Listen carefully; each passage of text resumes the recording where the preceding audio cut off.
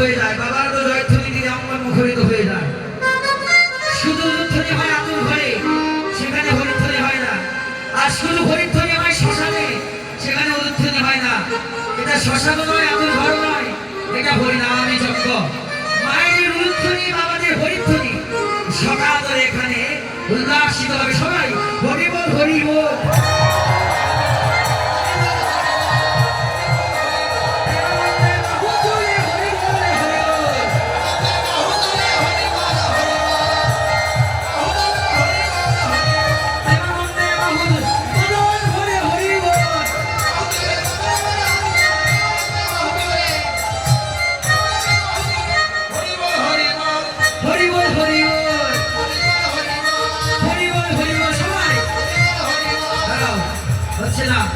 তোমরা তাল বাজাও, কিন্তু পেছনে আমার মাস্টার বলবে না।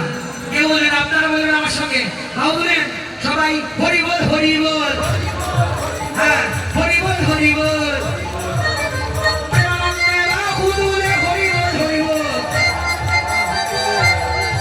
আমার গৌর হরি উত্তর বস্ত্র, হরি বল, হরি বল।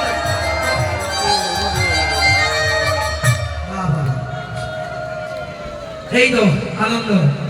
হরি বলে কেউ কখনো কাঁদে, কখনো হাসে, কখনো নাচে, কখনো ঝোলায় করি না। এই তো ভক্তের প্রকৃতি।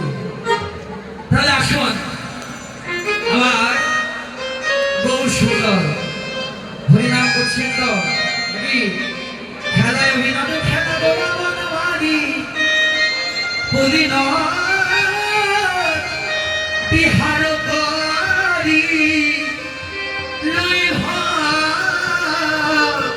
ভগত মন্ডলী।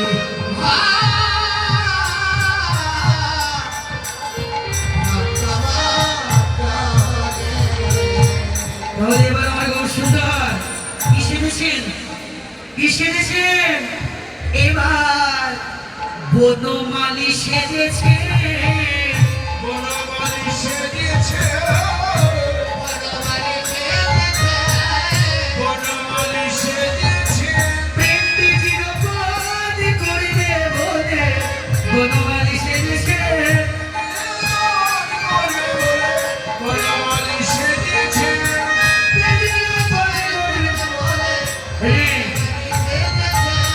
বনমালী কাদের বলে বাবা?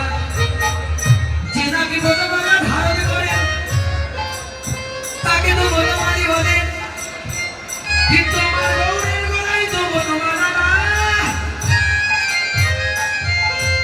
আমার গৌরের কণ্ঠে তো তুলসীর মালা। তারপরেও গৌরকে কেন বনমালী বললেন?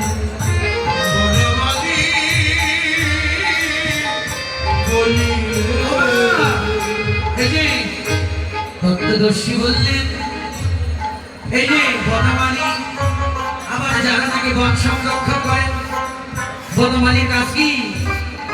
মাটির থেকে আগাছা দূর করে সেখানে বীজ রোপণ করে, ফল কিংবা ফুলের বীজ, ফল কিংবা ফুলের বীজ রোপণ করে তাতে মাটি দেয়, জল দেয়। মাটি জল দেওয়ার কারণে বীজ অঙ্কুরিত হয়। কিন্তু গৌর সুন্দর তো ওই জাগতিক বনের মালী নন, তিনি আমার আপনার বিশ্ব চরাচরের সকল মনুষ্যের অন্তরে জগতের বনমালী। এই কারণে আমার অন্তরের আগাছা তিনি দূর করলেন।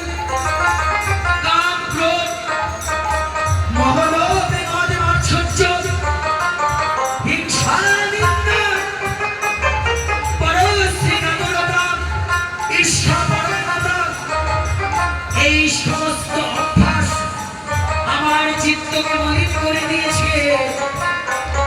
এই অন্তরে কৃষ্ণ প্রেমের প্রদীপ তো জ্বলতে পারছে না। এই কারণে গৌর আমার বনের মালী হয়ে সমস্ত অভ্যাস উপড়ে ফেলে প্রেমের বীজ রোপণ করে দিলেন। প্রেমের বীজ তো রোপণ করলেন, এখন গৌর বলে দিলেন, নাও প্রেমের বীজ তো রোপণ করলাম, এখন মাটি দিয়ে জল দিয়ে আমি তো করার দায়িত্ব মানুষের উপরে দিয়ে দিলাম।